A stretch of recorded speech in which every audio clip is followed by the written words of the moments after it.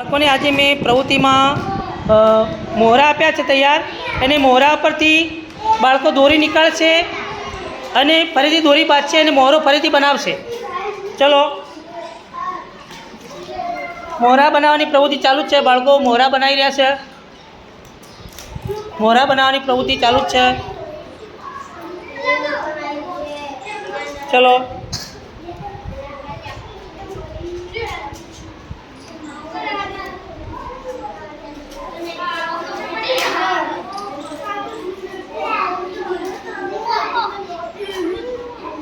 मोहरा हमारा को देखो हुई थी.